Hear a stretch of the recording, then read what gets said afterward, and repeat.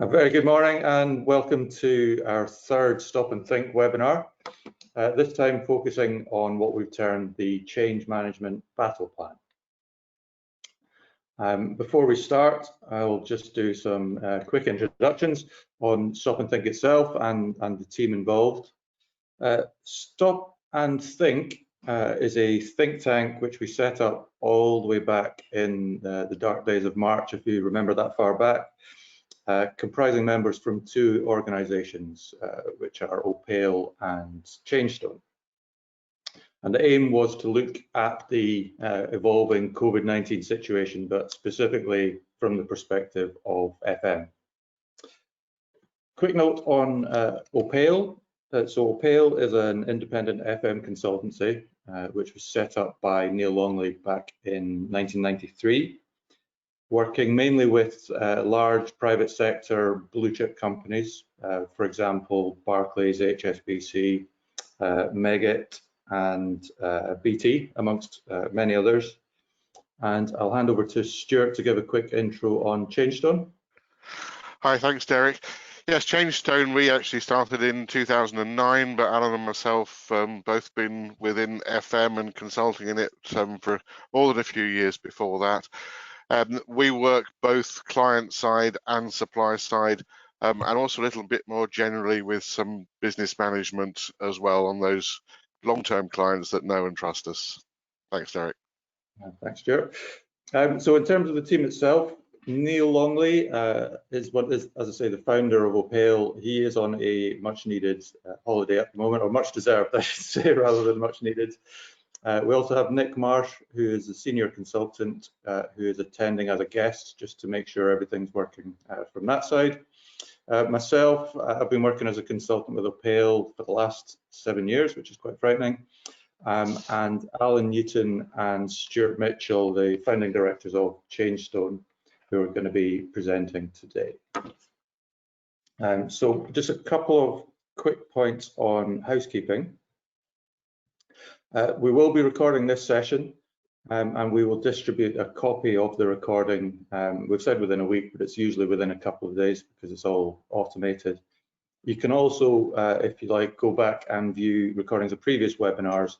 It's all listed on the OPAIL website. You can view things from there. In terms of handling input from yourselves, and this varies slightly from platform to platform, but if you look on the right-hand side of your screen, there should be a little question mark icon somewhere on that control panel. And if you type in questions in there, we'll pick them up at various points during the presentation. So after each section, and then at the end, we'll do a roundup to try and catch everything. So with that in mind, I'll just do a quick check to see if we have any questions at the moment, which we don't.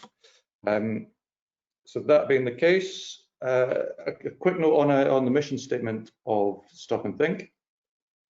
We've I'll just read what's there. It's to say how it is without a sales spin, to be realistic and to openly share predictions, findings and solutions with all.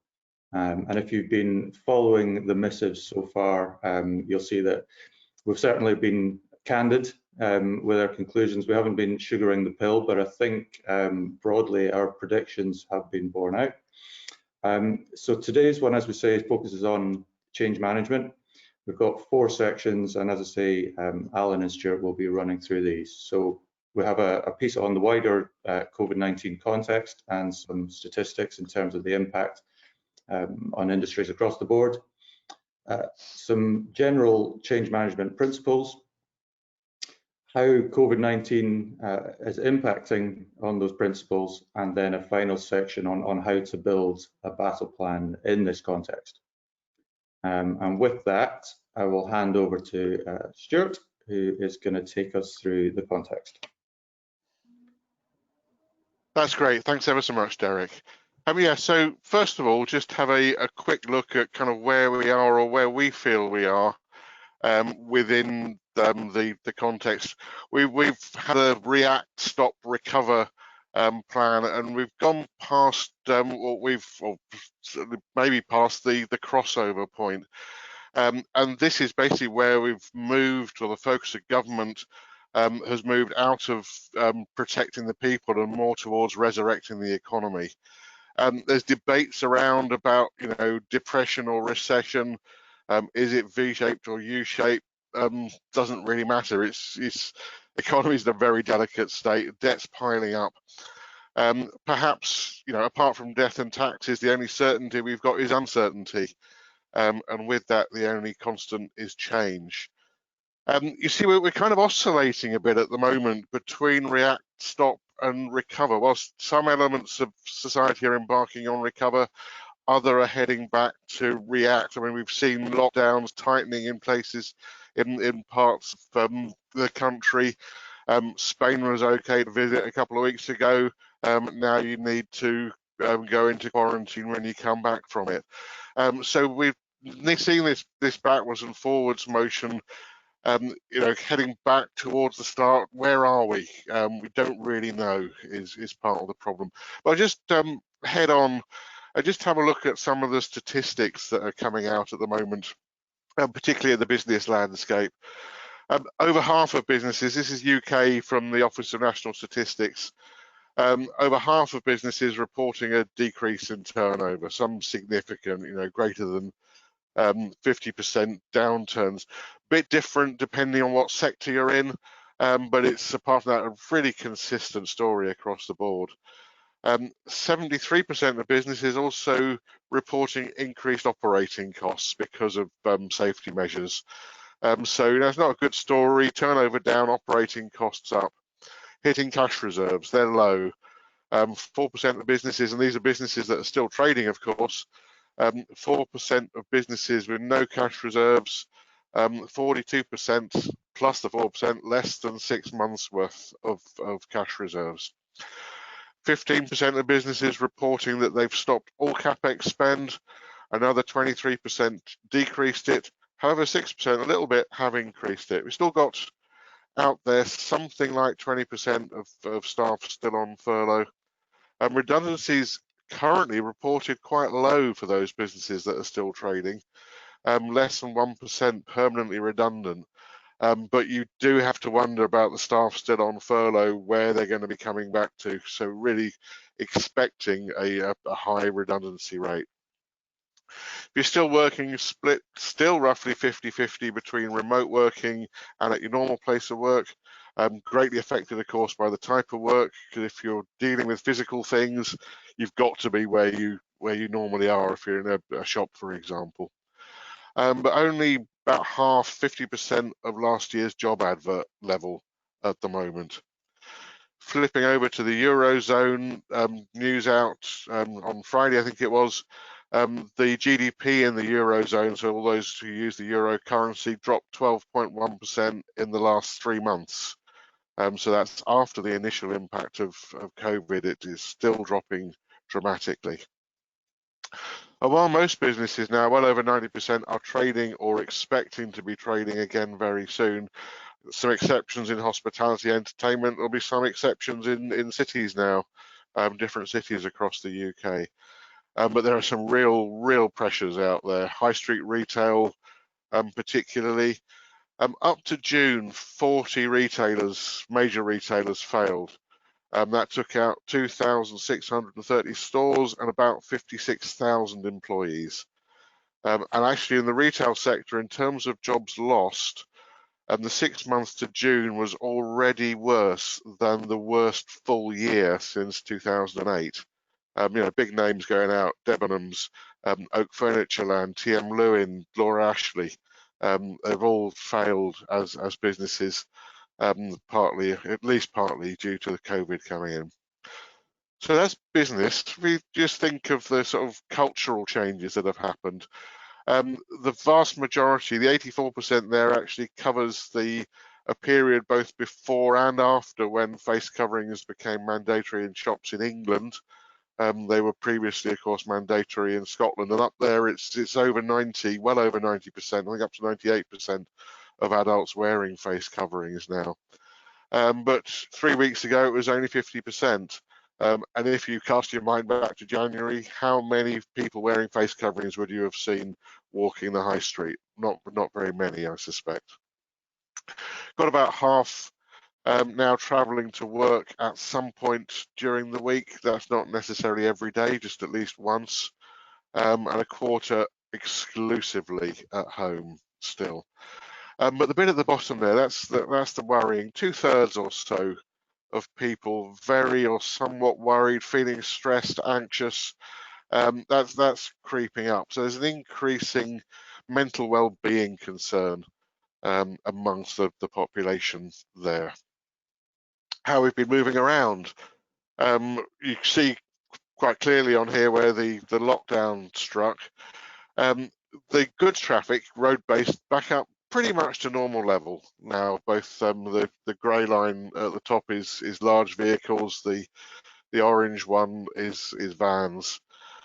Car travel, which is the blue line on the top one, heading back the same way.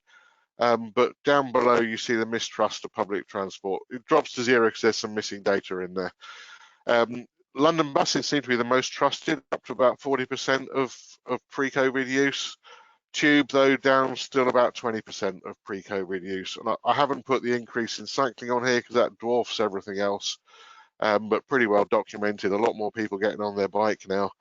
But overall, this is kind of a shift from public to private transport, and quite possibly actually fewer overall journeys. And the increase in car use, probably individuals moving away from public transport on there. At the workplace, having got there, okay, there's a significant portion, 25%, 30%, where work hasn't changed, but there's still the rest where they're working in new ways, new skills, new equipment, new responsibilities. So things have changed around.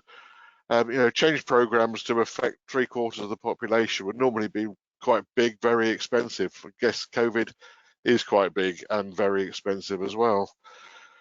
12% of businesses, though, diversified to provide new jobs or services because of the pandemic, and 17% reporting more innovation during this period than they would normally expect. So, but nevertheless, this is going to be in here for the long haul. So, just wondering, Derek, if we've got any questions on these bits at the moment before I would hand over to Alan to talk a bit more about change management. No questions so far. Super. Okay, thanks very much. Well, I'll just pop over to Alan then to talk through some general things on change management. Good morning, all, and thank you, Stuart and Derek. I'm going to take a few minutes as a scene setter to describe some fundamental change management theory and what change management is. I've been managing change for over 30 years, having been driven to do so when working for IBM Manufacturing as a chemical engineer back in the 80s. IBM faced some dire financial imperatives and needed to transform the way they worked, from the mainframe corporate computing business being replaced by individual personal computers, and the impact of miniaturization of the technology on disk file storage systems. We used some simple business process mapping and re-engineering tools to understand how we could modify the work and to address the even tougher business environment. And then we learned the hard way how to manage the changes. I don't know who first said this, but it's often quoted in change management papers. Organizations don't change, people do. It's all about people and how they react to change. So, what is change management? Well, the Wikipedia definition is change management is a collective term for all approaches to prepare, support, and help individuals, teams, and organizations in making organizational change. So, change management involves people, processes, and tools to manage changes in the businesses effectively and efficiently. There are many theories on how to manage change. You've got people like Kotter, Handy, Porter. Kotter's got 8 steps in his process, Handy and Porter much less. All had their theories. My preference is the force field theory, which looks at drivers for resistance to change, and Stuart will talk about that later on. So changes may be driven by corporate needs to improve financial or operational performance, or by external factors that threaten the survival of the business. COVID-19 is a good example. Changes generally are resisted by people. Nobody likes change. However, COVID-19 is a threat to the survival of most businesses. It's driving immediate short-term changes. Change is being imposed upon us, and that gives us a level of uncertainty. Reducing resistance is a good news, I think, because at the moment, because people are fearful of jobs, and still we'll talk a bit more about it later on, there's lower resistance to longer term changes now, and we have an opportunity. Change creates uncertainty. People like to know what is going to happen. Still, we'll talk about how we can get some level of certainty into these uncertain times. So we have to manage change. A key part of that is to appoint a change manager. You need someone to own the various aspects of change management. It is more than just a project or program manager. They need a very diverse skill set. Communication, leadership, vision, fairly obvious, strategic analysis and planning, and quite importantly, they need to be experienced and competent in change management principles and best practice. A really fundamental point there. I'll come back to that in a second. They need other soft skills, ability to influence others, educational and training skills, problem solving, working as part of a team, all important things. They need to be multiple roles. I'll come back to these a bit more in the next few slides, but essentially they need to be able to create the strategy. They need to get 360-degree stakeholder involvement, engagement, apply structural methodology, which I talked about, developing and leading the change management actions, and orchestrate the adoption of change. I'll talk about orchestras in a moment. Above all, though, they need to be challenging, they need to be a skeptic, and they need to be independent. Their role is to actually challenge the business to drive it forward.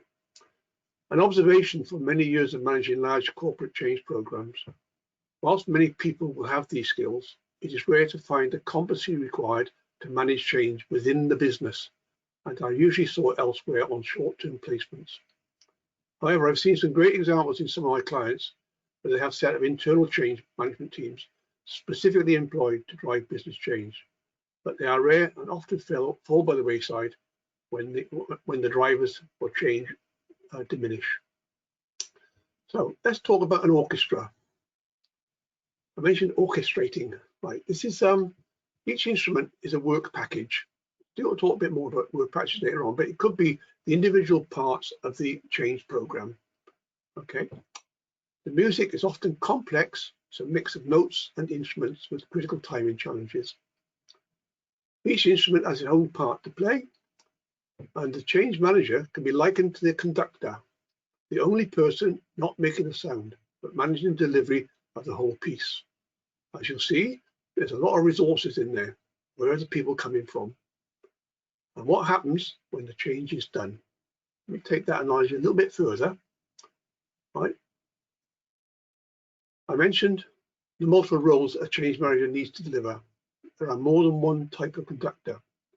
This is the music conductor. We've already described what they do. You've got the conductor on a train. This is the person helping you along the journey, when to board, when to exit, and keeping you on time and on track and safe.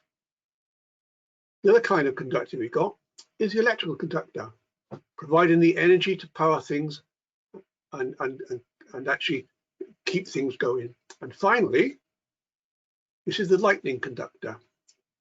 This is a mechanism that absorbs the destructive energy of change and takes the flak as the bad person, allowing the client management team to manage customers and staff, deflect bad news from the in-house teams. Okay, the conductor's not the only part of the picture.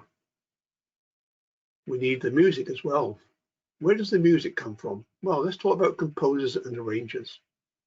The composer writes the original music, either on an instrument or a computer program, and it's performed by bands, orchestras, and other musical groups. They can be the change manager, or they could be a business senior management team who set a strategic direction for the business, probably working with the change manager, and they define the what needs to be done. That's the composer's job. An arranger, takes music that's already been written by a composer and interprets it. An arranger reimagines an existing composition, adapting instruments, voices, rhythms, and tempo to create a new sound for a piece of music. Again, it's going to be the change manager, or it can be managed through working with the people in the business and potentially impacted by the changes. a series of facilitated workshops, consultation processes delivered by the business but managed by the change manager. They will develop the how. Back to the conductor, providing the when and the who. The change manager could be all three or may deliver only one of the roles. Watch points. What do we need to be careful of? Well, herding cats is a great analogy, actually. We need to ensure that goals are agreed and understood by all.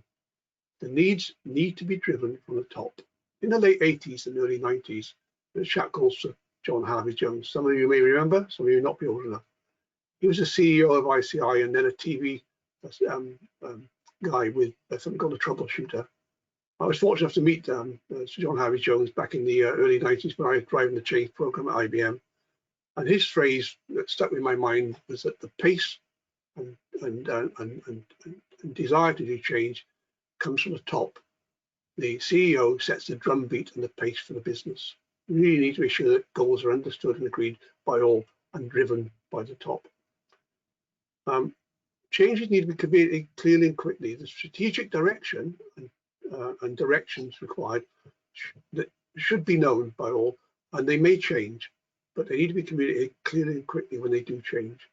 At the moment, we've got a two-speed piece of change going on. We've got the COVID-19 Fast React. What do we need to do to fix it today? And how does it change from yesterday? What's it going to be like tomorrow? And we have the longer-term change program that looks ahead to say, what's it going to look like post-COVID-19? How do we want to behave when we get there? We need to make sure the specific deliverables are agreed with the project managers, what they're going to do, when they do it, and by whom. So we've got that nailed down, and we'll pick that up a bit later on as well. And we need to understand how all those bits of the orchestra, the interdependencies identified and are monitored and deliver what they need to be delivering. Right. This next slide is right. First of all, you need structure in the process. We mentioned having a methodology and structure, and you need a plan. Don't worry too much about the one you can see on the right-hand side of this slide. It's quite a complicated high-level plan. It's for a major FM re-engineering program involving multidisciplinary teams. It may be what you need for your longer-term post-COVID-19 recovery plan. But going back to what you need in the plan, it needs to be not overcomplicated, but enough detail to track progress, identify issues, understand the workstream dependencies, and what you might need to do is much more detailed planning for the individual work streams. And Stuart will talk a bit more about some work streams later on. There's different types of project management. We can talk about the fairly basic longer term change programs, 4 steps to it. Or there's other project management systems might be required as we run through this oscillation period for short-term reactive responses, continually changing, oscillation in response to the pandemic, more agile project management with simple actions, with hourly, daily responses to changing, simple list with actions, owner and response times.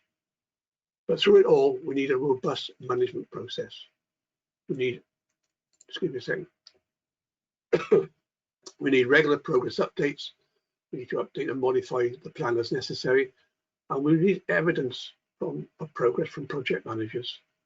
We can actually run with milestones, detailed tracking presentations, things like that. And there's a couple of tools there. There's risk registers, there's issues and concerns logs, there's RASIs, and the critical path needs to be understood. A RASI, by the way, is responsible, accountable, consulted, and informed. What else can go wrong? Well, a change only as strong or as good as its strongest link. The weakest link is where you have to watch out for. If we take the lack of things that can go wrong, I've already talked about engagement and alignment. I've already mentioned that. Empowerment is another Harvey Jones, an IBM favorite back in the 90s, by the way, was giving the team members the authority to act, to make sure they do it. Getting the right resources. A change requires a lot of energy, and you will need to get the right resources. You may need to supplement your team at critical times with specialist support. Realism, it speaks for itself. The plan needs to be realistic and doable. Okay, finding the right balance. What does that mean? This is the change zone seesaw. First of all, there's simplicity against complexity and completeness.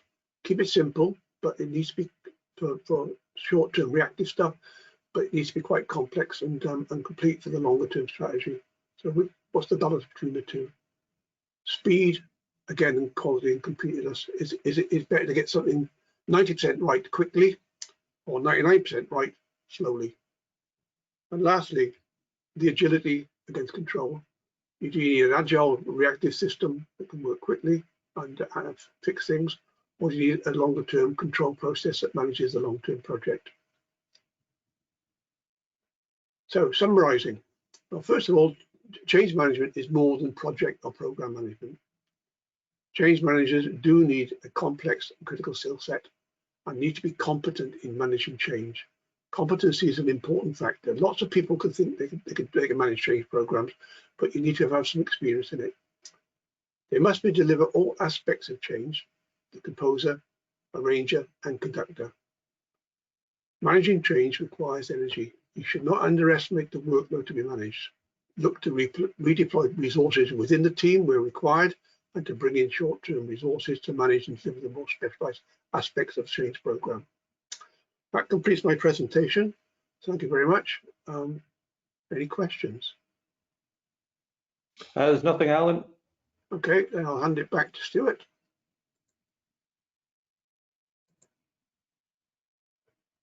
Okay, thank you very much.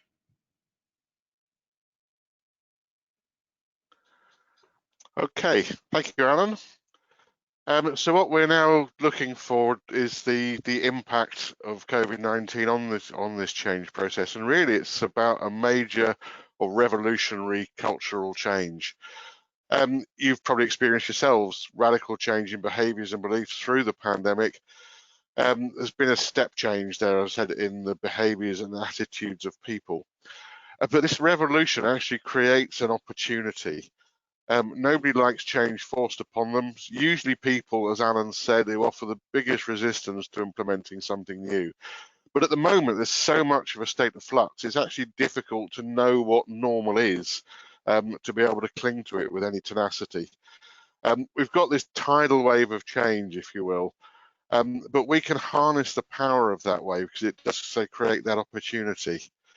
So let's just have a quick look. Alan talked about the force field very briefly. So these drivers for change, as they are. Quite unusually, I mean, technology down the bottom right there, for the last couple of decades has really been the driver, the main driver of change in the workplace. At the moment, in response to COVID, it's not. It's simply an enabler to allow that to happen. And it's the other three sectors that are really pushing changes.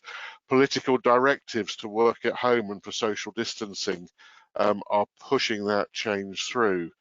The economic situation, this financial shockwave that's hit us, recession, depression, we've been talking about a minimum 30% cost reduction in the base FM costs as well.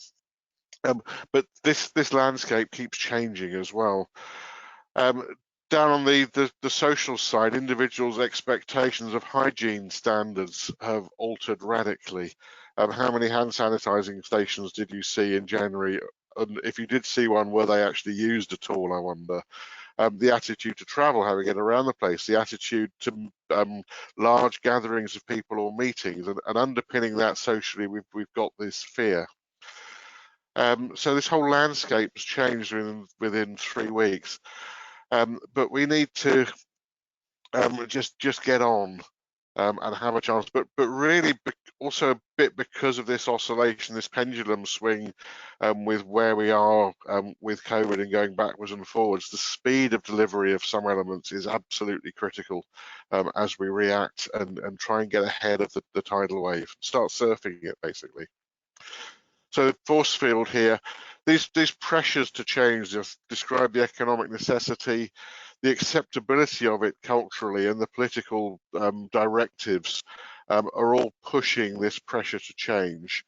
And what's normally on the resistance side is decreasing. those at risk of redundancy are much more likely to accept change in the workplace than if they feel their jobs are safe. As I say, there's no real understanding of what a new normal might be yet.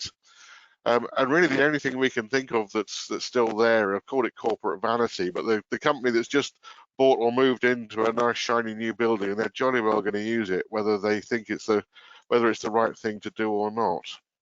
So, but we've got this opportunity to actually help with the change process. So finally, we get into the battle plan and creating this. So I'm just going to go first of all through what a slow response might be. And this is really if you're building up a recover phase. And we probably should be looking at planning for the full recover at the moment and where we think we're going to need to be once we get through that. Although that might be likely perhaps to be a year away or so to get back to whatever new normal might be. So classically, first of all, you have a look, okay, what's driving the change? Try and make sure we align everything together so we know what the purpose of the change is, if you like.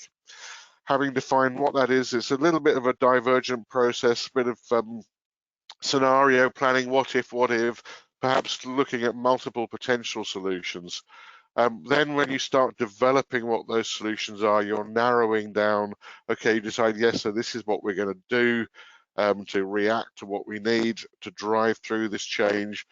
You implement the solution, and it's through that phase 2 to phase 3 that your change management skills really come to the fore before finally, once the change is pushed through, move it to ongoing management. And if you've got the change right, people will not snap back to how they did it before, which is one of the problems. You get your change team, they think they've done it, they go away, and then actually people just go back and go back to how they were doing it before.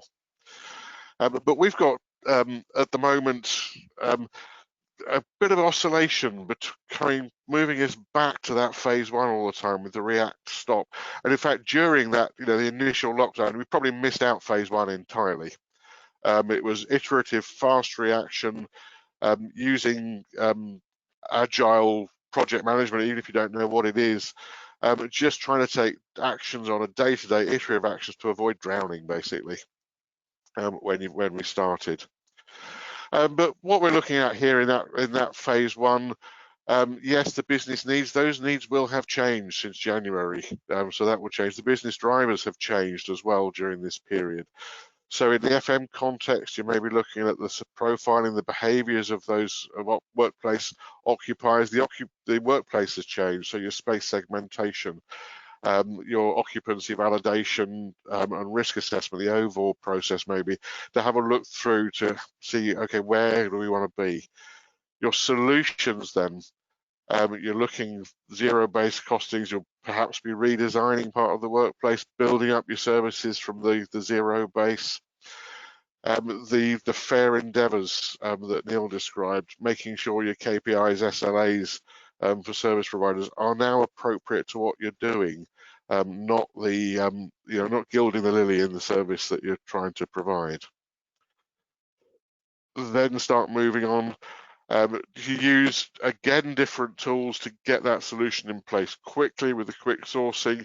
Make sure your services are right, so the service suppression and the maintenance reduction are done appropriately. Home working rather than working at home is likely to provide a big piece for most office-based businesses, certainly.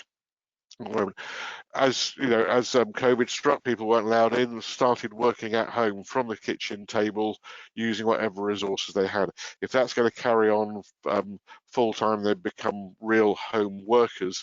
They need a slightly different set of tools, something more permanent there. Each of these blue bubbles, by the way, can be one or more individual projects. Potentially a fast-paced project as you're responding to a quickly changing circumstance, and a slower paced project as you're trying to get through the recover phase with actually how they're going to go through. There'll be others that aren't on there that may be appropriate for your business, and your business probably won't need all of these blue bubbles, but there's just an illustration of what you might need. So finally then, You've got it to the managed service, your compliance, handing on, get to whatever that new normal is, as an ongoing management. Of course, you know, the business landscape never stays the same, so you're continually running back around this process. And of course, that COVID disruption has given you the step change in attitudes. It's given you sort of kind of cracked open the door for acceptance of a change program that normally you've got to work really hard to get open. And what you really need to do with your change team is make sure that you're opening that door wider and wider and not allowing it to slam shut again. So just a couple of examples that have come out. Delivering anywhere working, so you know, maybe working at home, maybe home working, but Siemens 10 days or so ago, they put out a press release saying they're going to allow their staff, where it's possible, for them to work at home 2 or 3 days a week, half their time, wherever it's reasonable and feasible. So that's going to be their new permanent working plan. So what they've done there is they've given their staff a level of certainty. At the moment, I'm guessing they're working at home most of the time, if not all of the time. But now they've said, okay, well, actually, you know, that's going to be working where you want to for half your time is going to be the permanent solution. So there's a little bit of certainty for you, as they're not wondering about when or whether they're going to come back into the office. Google have taken a slightly different tack. They've said they're not expecting to reoccupy until the 1st of July. Now, when I saw that, first of all, I had to take a double take because it was in July, and I thought, well, that's already happened. But actually, 1st of July 2021, they're talking about in a year's time. So again, they've given their staff a bit of certainty and perhaps trying to reduce that stress level for them.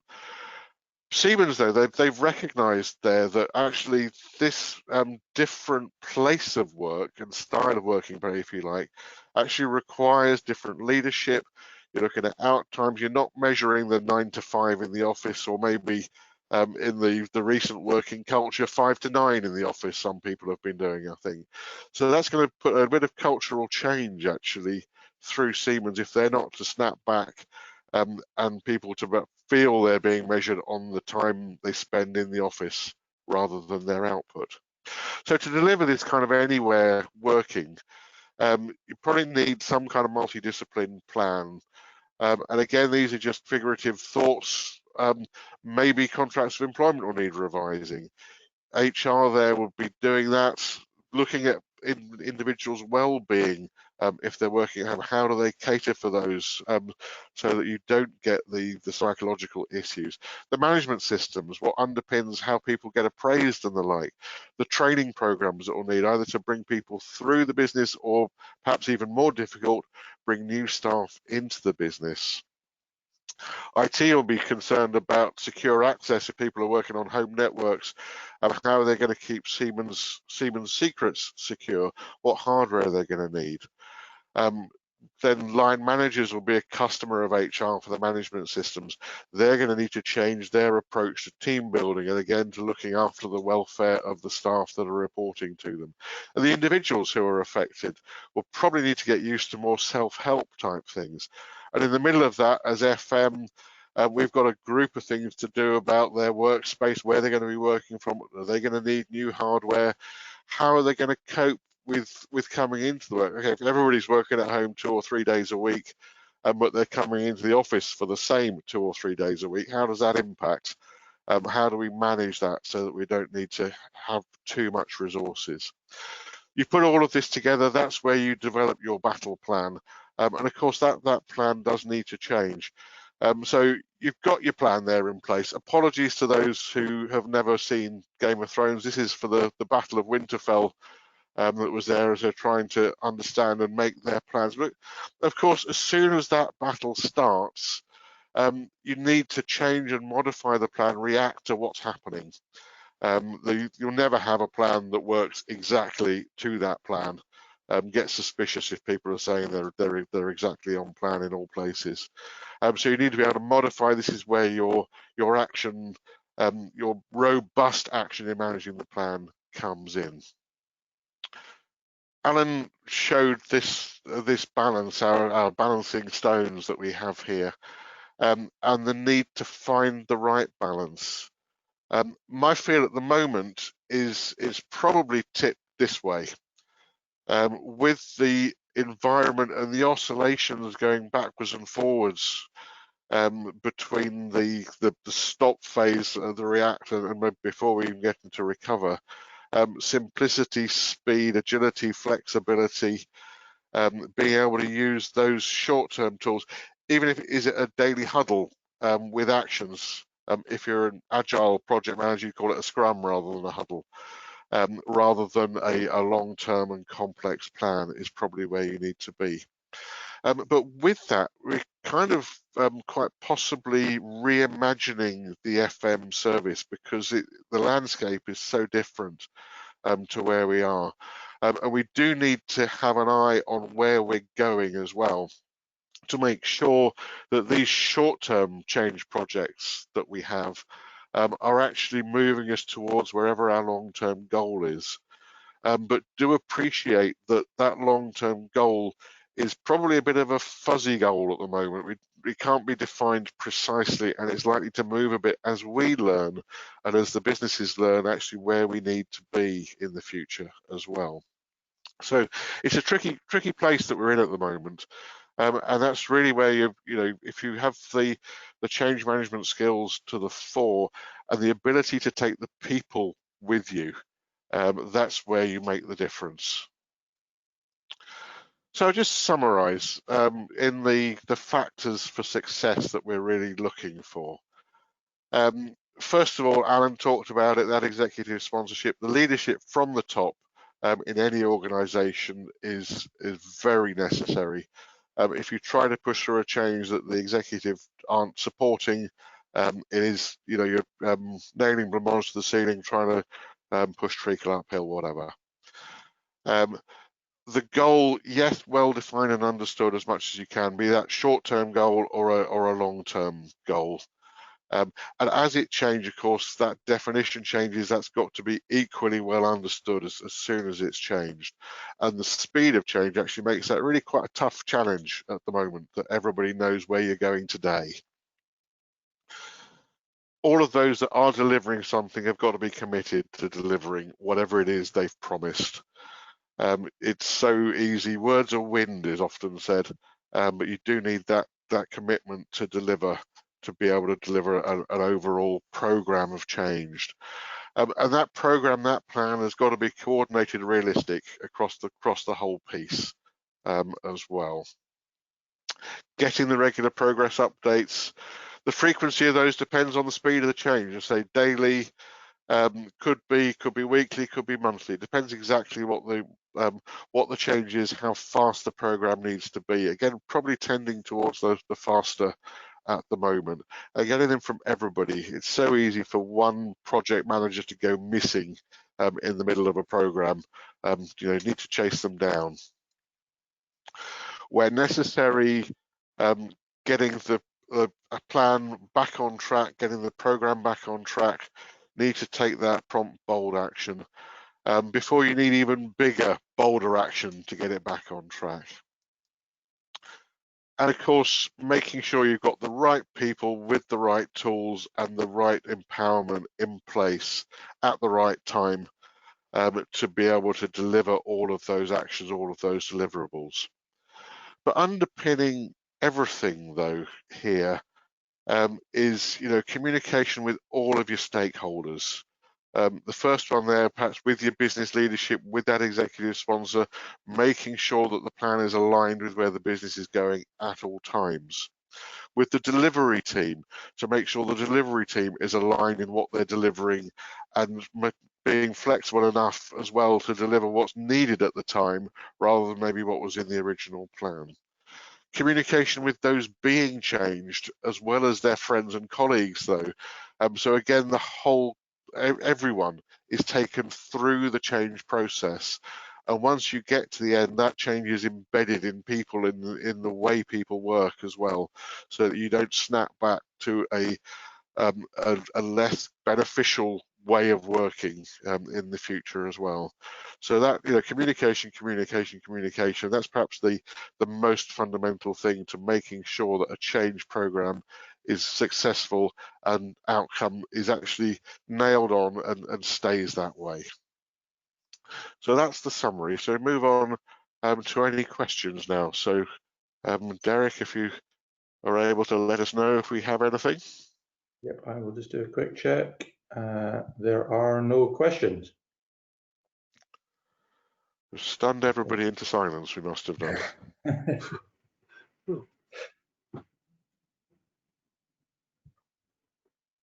Nope, nothing. Okay. So in that case, then I guess it just remains for me to thank both Stuart and Alan for presenting, and thank you all for attending. And we will see you on our next webinar, which is going to be entitled Reimagining FM. So information in due course. But thank you all for now.